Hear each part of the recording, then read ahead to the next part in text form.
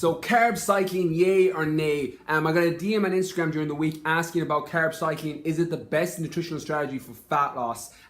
So personally, I'm a massive fan of carb cycling in general, whether it's muscle building, whether it's fat loss, or whether you're an athlete. In this video, I'm going to approach it from a fat burning point of view to try and provide as much value for those of you who have that specific goal. The number one thing when body fat is your primary goal is getting into a calorie deficit. So before you do any other strategy, any carb cycling, you have to make sure that you're not eating too many calories, because if you're eating too many calories, it's very unlikely that you're going to be able to lose body fat or reduce your weight or whatever that looks like for you. So for those of you that don't know, carb cycling is basically where you just take a different intake of carbs on different days and then you structure it around your training program. So for example, on your rest day, you have a low intake of carbohydrates. On your moderate training days, you have a moderate intake of carbohydrates. And then on your hardest training sessions, you have your high intake of carbohydrates. Again, the numbers look completely different depending on your goals. If you're a 100-kilo guy who's looking to drop a little bit of body fat, you may have 100 grams of carbs in your low day. You may have 300 grams of carbs. If you're a 50-kilo girl and you're trying to drop a couple of dress sizes, you may have 50 grams of carbs in your low day. And the numbers will be based around your starting point,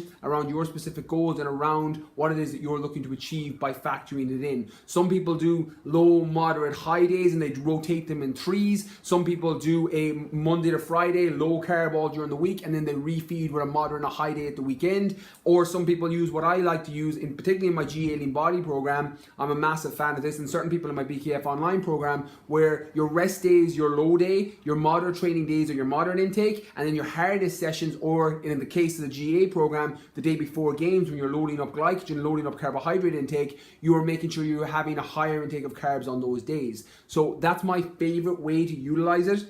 The reason it works so well is if you're going too low carb for too long, when people are trying to reduce body fat, you can get what's called a metabolic adaptation. It's where your metabolism starts to stall. So for example, you're going 50 or 100 grams of carbs every day, and then after 2 weeks, your body plateaus, you stop reducing body fat any further, and you just hit a plateau and can't break through it.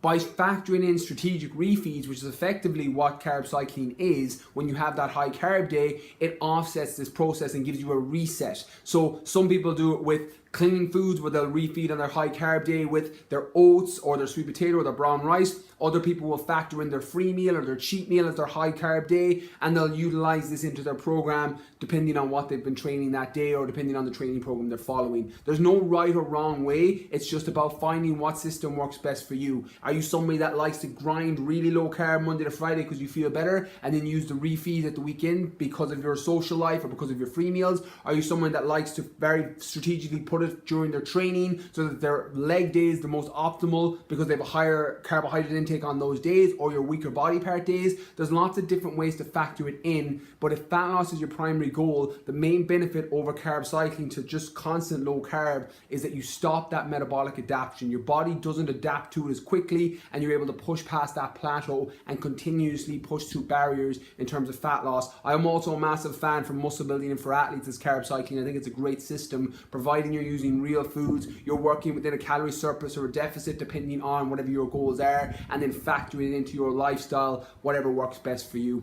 So hopefully this video makes sense. If you know anybody below that would benefit from watching this, anyone that's considering carb cycling or is doing it now or is wondering about the different systems and you think they'll benefit from it, please tag them below. Thanks for watching.